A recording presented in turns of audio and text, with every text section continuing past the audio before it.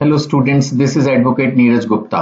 इस वीडियो में हम बात करेंगे jurisprudence is the I of law. अरे ये क्वेश्चन पढ़ाने का बिल्कुल मन नहीं है, इसमें अगेन इंपॉर्टेंस ऑफ ज्यूरिस्प्रूडेंस ही आपको एक्सप्लेन करनी है। ये बात हम पहले भी पढ़ चुके हैं कि अगर एक लॉयर या जज सिर्फ कानून की किताब पढ़े, वो कानून जो अभी लिखा गया है, प्रोसीजर्स को देखे, तो वो कभी इस बात को नहीं समझ पाएगा कि कानून क्यों बना, कैसे डेवलप हुआ, ओरिजिनली हमारे कस्टम्स क्या थे।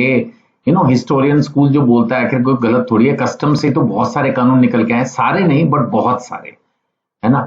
तो कहीं ना कहीं कस्टम्स को पढ़ना बहुत जरूरी है, इस चीज को समझना, और कहीं ना कहीं जो principles of morality, fairness, justice, relationship with economic factors, जैसे कार्ल मार्क्स की थ्योरी आपने पढ़ी, वो बहुत दमदार थ्योरी है। मेरे से पूछो तो कार्ल मार्क्स ने जो दी है इकोनॉमिक फैक्टर्स वाली, कहीं ना कहीं जो उन्होंने इकोनॉमिक बेस वगैरह की बातें की हैं, सब दमदार बातें थी। इवन अमेरिकन, आप बोलोगे साहब तो सबकी प्रशंसा करते हो, क्यों?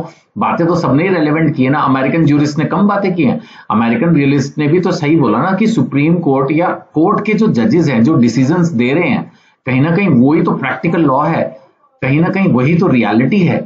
तो ये सारी चीजें हम कब समझेंगे? हम तो तभी समझेंगे ना जब हम ज्यूरिस्प्रूडेंस पढ़ेंगे। तो it is the I of the law. जैसे आई से हम क्या होता है, पूरे वर्ल्ड को देख पाते हैं, हम समझ पाते हैं कि that there is a green colour, there is a red colour, है ना, there is a yellow colour, there are fruits, there are vegetables, there are flowers, we can see so many things. लेकिन अगर हम घर के अंदर बैठे और आंखें बंद हो और हमारे हाथ में अगर कोई आदमी कोई सामान दे दे तो हम सिर्फ उसको खा लेंगे। मे बी हमारे हाथ में कोई रोटी दे दे या कोई फ्रूट दे दे, हम उसको खा लेंगे, बाकी तो कुछ दिखेगा ही नहीं। पेड़ कहाँ से फल आया, किसने बनाया, किसान को, आपको कभी किसान से कोई लेना देना है?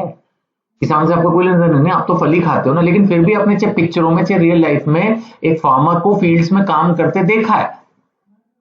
तो जब आप एप्पल खाते हो, जब आप कुछ भी खाते हो, फ्रूट या वेजिटेबल या कुछ भी, तो आपको ये पता है कि ये कहां से बन के आया, आप उसके बैकग्राउंड में गए हुए हो, आपने देखा हुआ है, तो आईज के थ्रू तो देखा।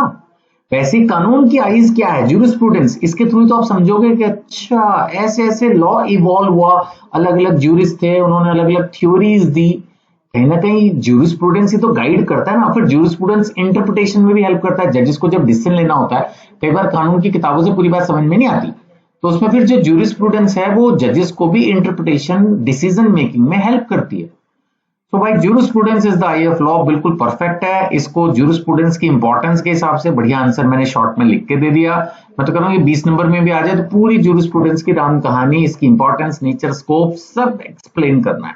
जितने नंबर का भी आए, ये basically importance of jurisprudence question है, और इसकी खूब बड़ाइयां करनी है, और बड़ाई के ज्यूरिस्प्रूडेंस लायक भी है। Thank you.